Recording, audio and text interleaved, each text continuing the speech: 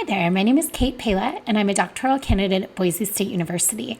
And in this video, I'm going to share with you an overview of the findings for my dissertation entitled Exploring the Self-Efficacy and Perceptions of Virtual Mentoring of Teachers Participating in a New Teacher Induction Program. Thanks for watching. So let's get started. The greatest predictor of student achievement is teacher quality. So to that end, districts strive to recruit and retain the highest quality educators. Unfortunately, current research suggests that about 45% of new teachers will leave the field within the first 5 years of teaching. To address teachers' early departure from the profession, many districts are seeking solutions to help improve issues related to teacher preparation, confidence, and stress. One mechanism for doing so is the implementation of new teacher induction programs. Induction programs include things like in-service trainings, orientation sessions, opportunities for shared planning and collaboration. But one component of induction that is especially helpful is mentoring. Mentoring is widely considered to be the most effective component of a comprehensive new teacher induction program. So now to the context of this study. The study is set in a school district in the Midwestern United States. The district is a large urban district serving over 50,000 students. And like many urban districts, recruitment and retention of new teachers is a concern. To support new teachers, the district hosts a 2-year induction program for all new hires. In the past, the program was comprised of a series of face-to-face, in-service opportunities over the first 2 years of a teacher's career. However, it can be challenging to host those trainings within the school day, as it's often difficult to find substitute teachers. So to address the challenge of meeting the needs of new teachers in a more flexible way, the NTI program shifted to a blended model. The Year 1 offering remains the same, so this study is focused on the group of 230 teachers in the Year 2 cohort. At the beginning of their second year in the program, these teachers were divided into content-specific or grade-level specific cohorts, and each cohort was assigned a mentor. The mentor is a veteran teacher within the district who teaches either the same content area or the same grade level. The mentors offered virtual mentoring opportunities for their teacher, either synchronously via Zoom or asynchronous communication in a shared Google Classroom. The purpose of this study was to explore the self-efficacy and perceptions of virtual mentoring of teachers participating in the NTI-2 or the second year of the NTI program. The research was driven by a few questions. The first is a quantitative question designed to determine teacher self-efficacy. What are novice in-service teachers' levels of self-efficacy in the areas of student engagement, instructional strategies, and classroom management? The second question is a qualitative research question designed to determine some information about the virtual mentoring experience. So the question is, how do teachers describe the virtual mentoring experience? It's divided into 2 sub-questions. The first, how do teachers describe their interactions with their virtual mentors throughout the program? And the second, how do teachers describe the ways in which the virtual mentoring experience shaped their practice in the areas of student engagement, instructional strategies, and classroom management? The theoretical framework for this study draws from 2 sources, Ensor and Murphy's conceptual model for e-mentoring research and Bandura's social cognitive theory. Ensor and Murphy's model, developed at the outset of research in this area, identified several potential antecedents for participation and satisfaction with e-mentoring, moderators that could affect how successful the relationship would be, and potential outcomes. They suggested that e-mentoring best supports psychosocial and vocational support for participants, and that self-confidence is a desired potential outcome. Self-confidence is an important outcome of mentoring relationships, but the scope of this study is concerned with one's self-confidence in relation to the specific skill of teaching and teachers' beliefs in their own abilities to improve student achievement through engagement, instruction, and classroom management. For this reason, self-confidence was explored and considered as situationally specific self-confidence, or self-efficacy.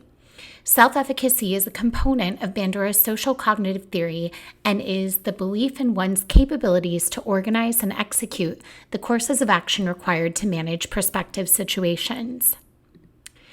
The study employed a mixed methods design in which the quantitative data was collected and analyzed first, then followed by the collection and analysis of the qualitative data. Yin stated that mixed methods research can permit researchers to address more complicated research questions and collect a richer and stronger array of evidence than can be accomplished by any single method alone. Within the study, 2 instruments were used to gather data. To address research question 1, quantitative data was gathered using Shannon Morin and Woolfolk Hoy's Teacher's Sense of Efficacy scale. The instrument was designed to measure teachers' self-efficacy in 3 different areas, including student engagement, instructional strategies, and classroom management.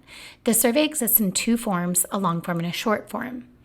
To facilitate the semi-structured interviews, the researcher utilized an interview protocol designed to help explore teachers' perceptions of the virtual mentoring experience, to include information about their mentoring interactions and how they felt that the interactions in their mentoring groups helped to shape their practice in the 3 related subscales measured by the Teacher's Sense of Efficacy survey. The survey was sent out to all members of the NTI-2 cohort for the 2019-2020 academic year. The cohort included 230 teachers across the pre-K-12 grade span. While most of the teachers were novice teachers entering their second year in the classroom, there were also some teachers within the cohort with previous classroom experience outside the district who were just new to the district. These teachers were excluded from the study, as were teachers who were eligible for participation but did not attend any virtual mentoring sessions. This narrowed the ultimate pool of potential participants down to 228 teachers. Ultimately, 67 teachers participated in the quantitative survey, resulting in a 29% response rate from the district's eligible NTI-2 population. Participants for the qualitative component of the study were gathered from the survey participants. Teachers indicated their willingness to complete a semi-structured interview describing their virtual mentoring experiences. Of the 67 survey respondents, 10 teachers volunteered for the interviews. Of those 10, 6 teachers actually completed the interview process. The table on the right shows the demographic information of the interview participants. In the interest of privacy, the teachers have been assigned pseudonyms throughout the study. It's worth noting that the group of participants all represent teachers with average to high self-efficacy scores. To answer the first research question, the researcher used descriptive statistics and calculated measures of central tendency and variation for the 12 items on the short form of the Teacher's Sense of Efficacy scale. For the qualitative data, the researcher transcribed the interviews and loaded them into in vivo, and then employed Saldana's first and second cycle coding methods. First cycle coding methods included the use of structural coding to organize and categorize the data, and in vivo coding to capture the language and voice of the study participants. As a second cycle coding method, pattern coding helped the researcher extract overall themes from the larger collection of data. So now we'll go ahead and talk about some of the results and discussions from this study. So the first question, what are novice in-service teachers' levels of self-efficacy in the areas of student engagement, instructional strategies, and classroom management? This question was answered using data from the Teacher's Sense of Efficacy scale, and the overall mean from the TSES scale was 6.67, which indicates that as a group, the participants in the NTI-2 program reported a moderate degree of confidence in their ability to satisfactorily accomplish tasks within their classrooms. The unweighted means for the 12 TSES items ranged from 6.15 to 7.07, with the lowest score on item number 2, which is related to motivating students with low interest, and then the highest mean score on item number 8 on establishing an effective classroom management system. Descriptive statistics revealed that there were 6 teachers, or 9%, who reported very little confidence in their ability to complete the teaching tasks required in their role, and only 4 teachers, or 6%, who reported a mean score between 4 and 5, or landed somewhere on the neutral point of the scale. At the high end of the scale, the responses of 10 teachers, or 14.9%, produced a TSES mean score between 8 and 9. Again, this is a 9-point scale, so 9's the highest there. So when this is broken down by subscale, the teachers' scores indicated that they felt the highest level of self-efficacy in the area of classroom management, with a mean score of 6.81. whereas they rated their self-efficacy in student engagement the lowest with a mean score of 6.47. The second research question is a qualitative question designed to understand teachers' perceptions of virtual mentoring. The question was answered using data from the semi-structured interviews. The question is broken down into two sub-questions. The first sub-question being, how do teachers describe their interactions with their virtual mentors? Pattern coding revealed three different categories, including the frequency of the interactions, the quality of the interactions, and the content of the mentoring interactions. Each of these will be explored in turn. Within the NTI-2 program, it was the responsibility of the mentor to schedule and host regular sessions to meet the state requirements. The self-reported number of sessions teachers attended was captured during the demographics section of the survey. The frequency of the mentoring interactions was impacted largely by two factors, and those were flexibility and logistics. 5 of the 6 participants positively described the flexibility, convenience, and ease of access of the virtual mentoring sessions. The flexibility of the solution was widely considered a positive benefit of the program, but logistical challenges in the implementation of the program sometimes inhibited access and limited the true convenience of the solution. The teachers described very different strategies, planning, and structure from cohort to cohort, indicating a need for more clarity and definition in the program guidelines for mentors. Frequency of interactions is a critical piece in the literature as it is linked to both the satisfaction with the mentoring relationship and the effectiveness and positive outcomes. In addition to describing the frequency of their interactions, teachers also shared about the quality of their interactions, and they described that they were influenced by 3 factors, including relationships and trust, the virtual format, and the cohort structure. 5 out of 6 of the teachers struggled to cultivate a sense of trust or relationships with their mentors. They described their interactions as forced or impersonal, and the relationship was more consultative in nature. Teachers attributed this to the virtual format, to the frequency of the interactions, the presence of the other cohort members on the calls, and the presence of building support. Now, we've discussed some of the implications surrounding frequency, though it is worth noting here that more frequent interactions early in the relationship help to establish rapport. And so one implication for this study would be to increase the interactions early in the relationship. Now, we've also discussed the virtual format, and we'll look at the cohort structure a bit more in a moment, but the presence of building support was an important finding. Teachers with strong building support were less enthusiastic about taking the time to cultivate relationships with their mentors than the teachers who felt lonely or isolated in their roles. One other factor that emerged in relation to the quality of mentoring interactions was the virtual format. Generally speaking, teachers appreciated the flexibility and convenience of the virtual solution. However, they did mention some facilitation challenges that they encountered within their groups. One of the issues was conversational overlap. The teachers described difficulty in determining who the speaker was, so they had some trouble maintaining a natural conversational flow because of pauses, or 2 people would talk at the same time and they wouldn't notice right away. So that difficulty in determining the speaker was tricky. Teachers also described, despite the fact that several studies have talked about the richness of the medium and how video conferencing is superior to other mediums simply because you can see one another, teachers did describe still some difficulty discerning body language, and they described some challenges around norms for their groups. And when they were talking about norms, one clarification that they made was conversations about whether or not the camera was on, who talks when, should we raise our hands, how are we communicating with one another. So these facilitation challenges emerged. Early literature and e-mentoring detailed major challenges with technology. In one case, Panopoulos and Sari mentioned, programs that were completely derailed.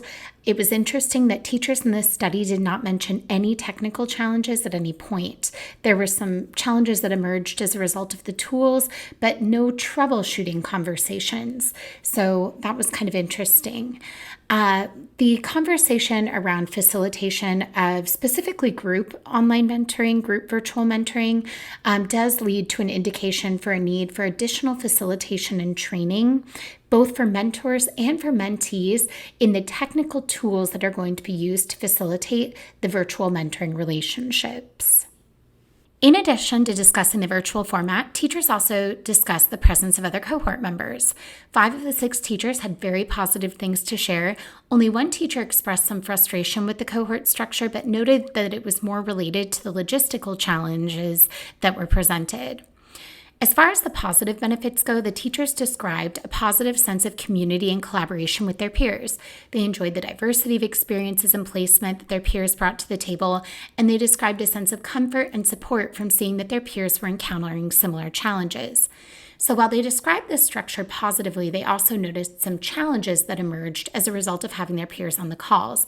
Many were logistical in nature and related to the virtual format. They shared that it was difficult to have authentic conversations because of the number of the people on the call, and it required more of a formal turn-taking structure that made the sessions feel more formal or class-like. They also noted that the increased number of participants were creating a situation where the length or duration was insufficient to cover the needs of all the teachers. Perhaps the most challenging aspect related to teachers' willingness to share challenges or areas of perceived weakness. While this relates closely to the idea of trust and relationships, the presence of cohort members that the teachers didn't know well prevented them from sharing about struggles in their practice. This idea of disclosure has been addressed in other studies. In one study in a similar NTI program, Spannerig and her team found that teachers again were reluctant to share amongst peers. This is problematic because disclosure has been linked to positive mentoring outcomes. The final topic that teachers addressed was the area of the content of their interactions. So throughout their interviews, teachers described considerable variance in their experiences with their mentors, and the content covered in each session was no different. Coding revealed that the content of teachers' mentoring interactions could be categorized in 4 primary ways. They discussed their job responsibilities, the district initiatives, they did some venting, and resource sharing. So as we'll explore further in the next question, the content of the mentoring interactions was a key factor in how teachers described how the mentoring experience shaped their practice. The final sub-question here, how do teachers describe the ways in which the virtual mentoring experience shaped their practice in the areas of student engagement, instructional strategies, and classroom management? The teachers interviewed described limited changes in their practice in the area of student engagement, with more examples of positive changes in both instructional strategies and specifically in classroom management. Teachers shared that the primary changes in their practice emerged as a result of the content of the conversations in their mentoring sessions and their willingness to implement and reflect upon the strategies in their own classrooms. Teachers described spending the most time discussing classroom management in their sessions, with the least amount of time devoted to student engagement. This is in alignment with Polikoff, Desimone, Porter, and Hochberg's assertion that the content of mentoring activities represents the means through which mentoring policies influence teacher outcomes and student learning. So this really indicates the need for mentors to be aware of the specific needs of individual teachers and the needs of novice teachers more broadly to create an agenda or to share resources and target conversations that will be most beneficial to their needs. The results of this study point to several implications for practice, including consistent program policies and expectations for mentors, intentional relationship building in virtual mentoring relationships, additional mentor training in virtual facilitation, and a continued focus on mentor and mentee similarity, as well as continued integration of the cohort structure. I established trustworthiness in the results of my study through the implementation of a valid and reliable survey instrument. To ensure the trustworthiness of my qualitative study results, I utilized member checking. As I conducted the interviews, I often repeated teachers' points back to them for further clarification. Each teacher also received a transcript of our interview to offer further insight. Miles and Huberman suggest the practice of identifying disconfirming evidence, in which the researcher checks the themes by going back into the data to find conflicting or non-examples. Finally, as a mechanism for establishing credibility, I employed Denison's recommendation of the use of thick, rich description in recounting teachers' interactions and experiences. Some limitations exist for this study, including generalizability, the scope, the researcher's position, and the COVID-19 pandemic response. Ultimately, this study is limited in scope and presents the lived experiences of a small group of participants in a single school district. As such, it is limited in its generalizability. The researcher is not employed by the district and is in no way affiliated with the program or the teachers. So while that provides an element of objectivity, it may have inhibited disclosure as there was no established trust with the teacher. And finally, while it was not explicitly addressed with the participants by design, the COVID pandemic and the resulting remote learning response may have had an impact on teachers' self-efficacy scores and the way that they describe the virtual format, given teachers' increased familiarity with video conferencing tools. The study suggested some practical recommendations for districts considering the use of virtual mentoring for novice teachers, but also highlights the potential for future research. In the area of self-efficacy research in relation to mentoring, further research into self-efficacy as a predictor of successful mentoring relationships could offer insight into program design.